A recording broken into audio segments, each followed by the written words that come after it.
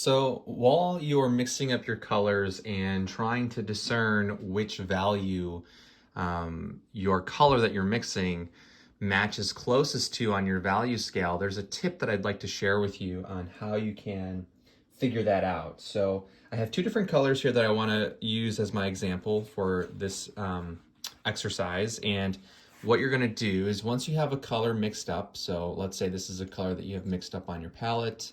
For me, this is my cad red medium with, I think, a little tiny bit of titanium white, but it's mostly cad red medium. And if I put a little bit of this paint on my palette knife to create a fairly even swatch on the end of the palette knife, what I can do is hold this up against my value scale and just try to compare by squinting and looking at the tip of the palette knife against the background of the value swatch.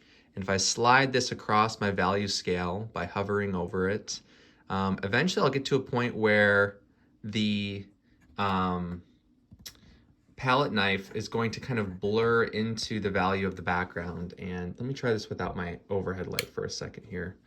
So we don't have that shadow interrupting our observation here. So I would say somewhere in between 4 and 5 is where this value starts to become very similar to the background.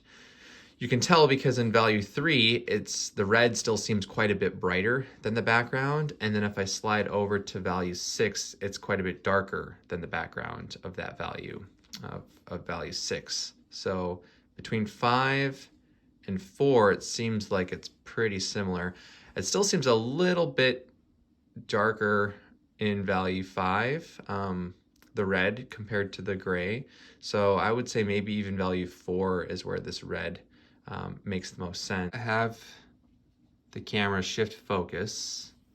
So now our background is a little bit more blurry.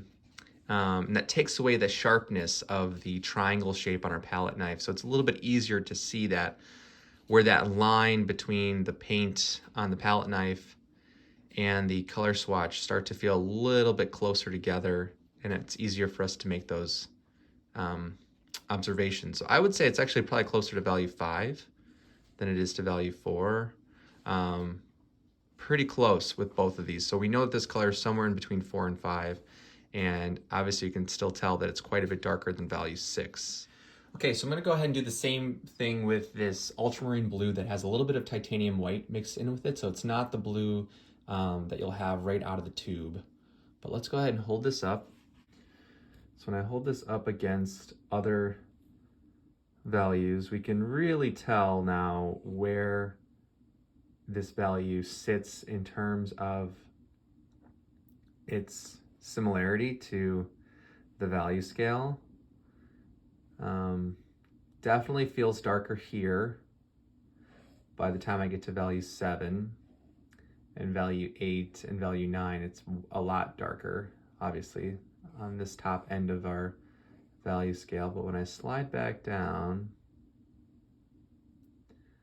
it seems to start to blend in when I get to 7 and 6. You know, and one way that you can tell the difference is by how clear our triangle shape on our palette knife is compared to the color and background of the value swatch. I'm holding it above. And it seems like here in value 6, it really starts to kind of lose its clarity. You know, it's a lot more jarring in value 5 than it is in value 6. I would say value 7, it's a lot more legible and clear. So that leads me to believe that this is closest to value 6 on my value scale.